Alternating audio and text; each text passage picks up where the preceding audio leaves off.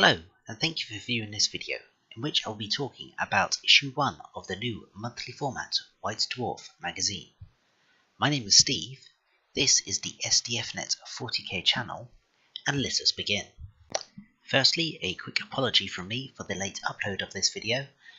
I've had the notes ready and the pictures taken for a while, but life got in the way, so here it is, just in time to be out ahead of the new issue. This new monthly form factor comes in at $5.99, and this edition totaled 148 pages. When I heard that Games Workshop was stopping doing weekly editions and returning to the classic monthly format, I was very pleased. As someone who fondly remembers the old-style White Dwarf, I have hopes to return to form for this magazine. I only wish that I still had all my original copies. I'm pleased to say that based on this first edition at least, the signs are looking quite positive for the future. I was never a fan of the weekly format books, as they mostly turned out to be simply sales material for whatever the weekly release was. If it was a dry week for releases, they really suffered due to lack of content.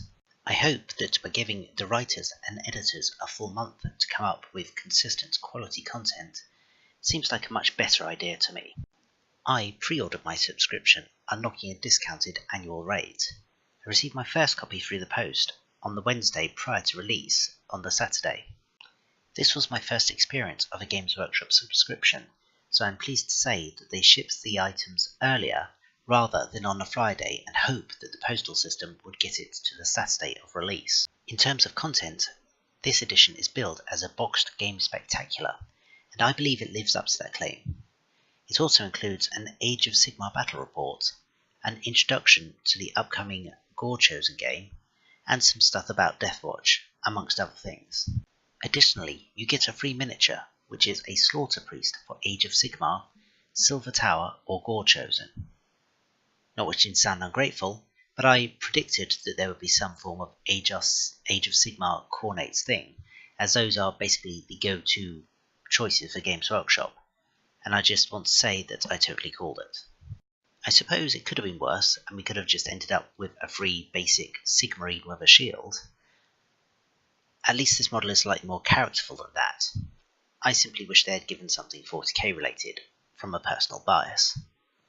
To be honest, the model does absolutely nothing for me.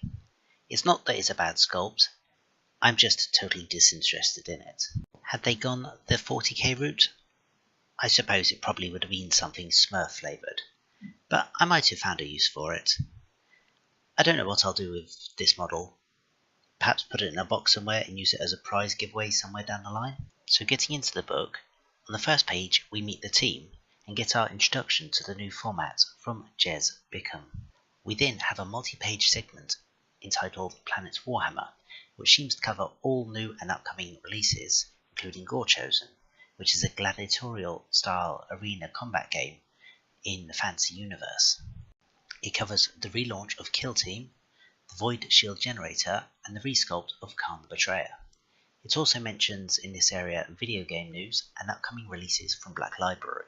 We then have a section on Deathwatch and the Death Mask box set, which is all good stuff. Then we see the return of the Contact Us question and answer section. Obviously, as this is the first issue, this section is a little sparse, but I hope to see more of it in the future.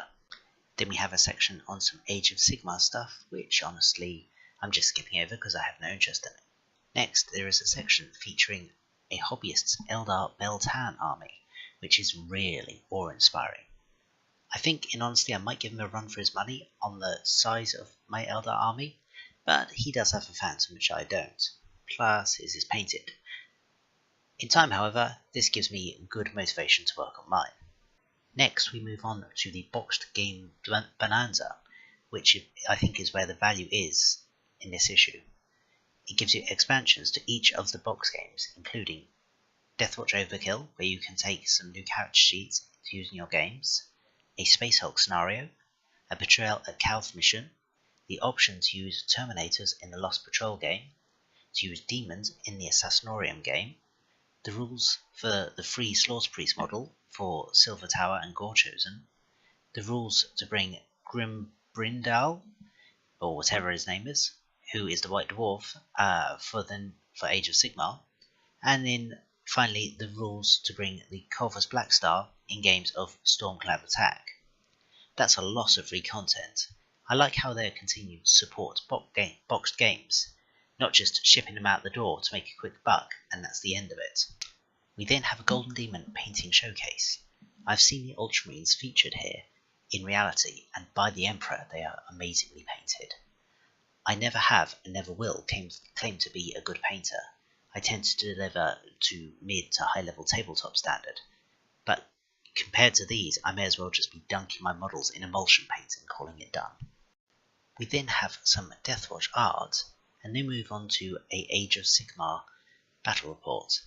I'm pleased to see the return of these battle reports, and look forward to a 40k version. From back in the day, there is a battle report that stands out in my mind even now. I don't really remember the specifics of what was going on in the battle. It featured lots of Space Marine tanks from various factions.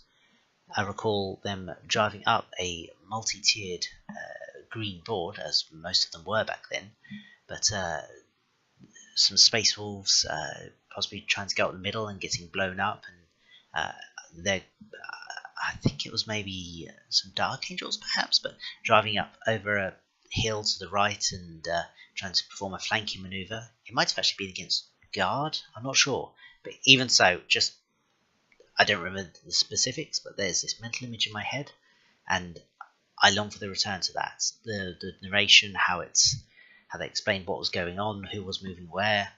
Bring that back. Following the battle report, we have a section on some Imperial Knights. It's mainly just showcase stuff. It all looks really nice though. Nothing I don't think we've seen before though. Then we have some more Age of Sigmar Gumph.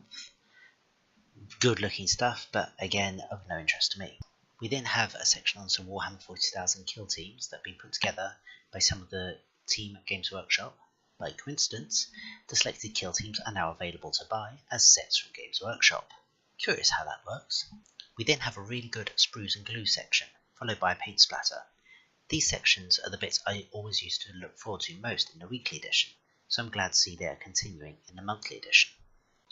We then have a section on some Deathwatch, which is all pretty and shiny, which is far too many pages for me to talk over, so let's just move on to readers' models. Some great looking models here, really puts me to shame in my skill, but really inspiring at the same time.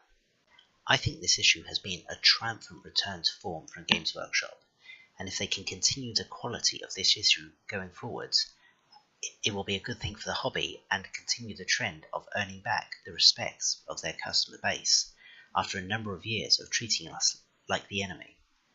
But that's a rant for another time. In summary, if you have any interest in any of the box games or in Deathwatch, this issue is well worth picking up. I'm happy with my subscription so far, and that's me done for now. I appreciate your taking the time to listen to me ramble on. I hope you enjoyed the content and welcome your constructive feedback and discussion in the comments below. If you like this video, hit like. If you like my content, hit subscribe. Both help me knowing what's working. I have been Steve, this has been the SDFnet 40k channel, and I will see you next time. The Emperor protects.